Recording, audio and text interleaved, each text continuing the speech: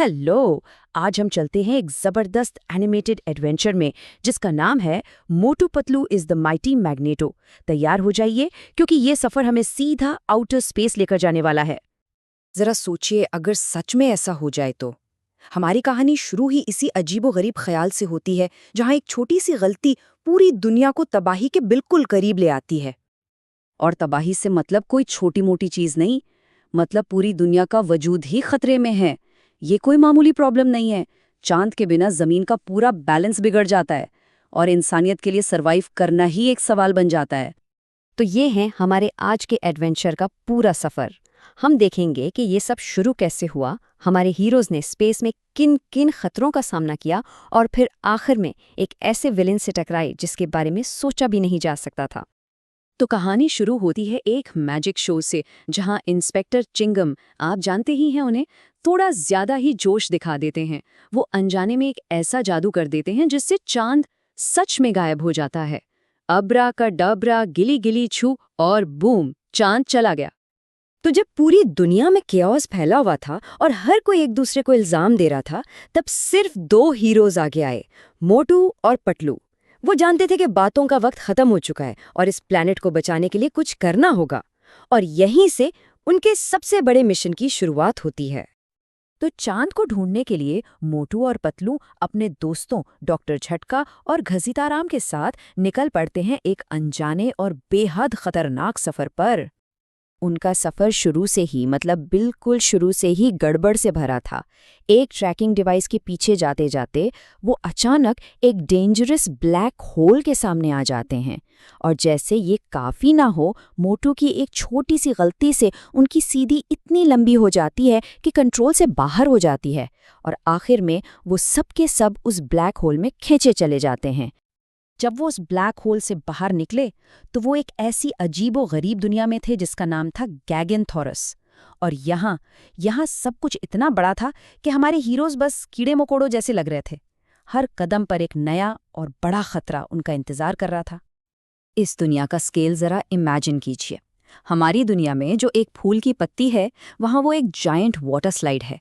एक मामूली सा कीड़ा वहाँ एक पूरी ट्रेन जितना बड़ा है। इस नई दुनिया में हर कदम पर मौत का खतरा मंडला रहा था। और इस अजीब दुनिया पर राज करता है माइटी मैग्नेथॉर। और उसने चांद को श्रिंक क्यों किया?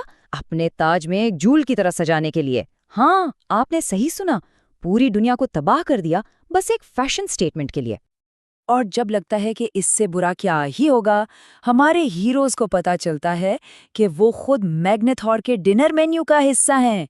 सोच के देखिए वो मोमेंट जब उन्हें रियलाइज हुआ कि छिपकली के सूप के बाद अगला नंबर उन्हीं का है। तो अब जब वो कैदी भी हैं और डिनर बनने वाले हैं, मोटू और पतलू को एक प्लान बनाना पड़ता है। एक ऐसा प्लान जो उनकी जिंदगी का सबसे बड़ा रिस्क होगा।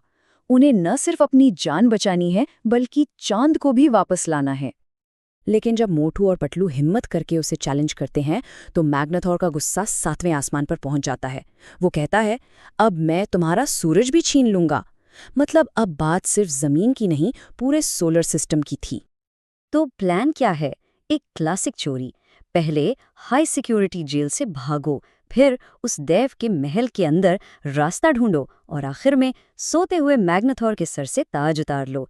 सिंपल लगता है ना? लेकिन इसमें गलती की कोई गुंजाइश नहीं।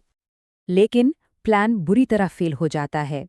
एक जोरदार चेज के बाद मैग्नेथॉर उन्हें पकड़ लेता है और चांद वापस उसके पास चला जाता है। यहाँ आकर लगता है कि सब कुछ खत्म हो गया, लेकिन जैसा कहते हैं, पिक्चर अभी बाकी है। तो अब हम आते हैं कहानी के क्लाइमैक्स पर। प्लान फेल होने के बाद मोटू और पतलू को समझ आ जाता है कि ताकत से इस देव को हराना मुमकिन नहीं। उन्हें कुछ अलग सोचना होगा। ये फाइनल शोडाउन जिस्म का नहीं, दिमाग का है। और तभी उन्हें विलन को हराने का राज मिलता है। उनका एक दोस्त बताता है कि असल ताकत उसके असा में नहीं, बल्कि खुद मैग्नेथॉर के अंदर है।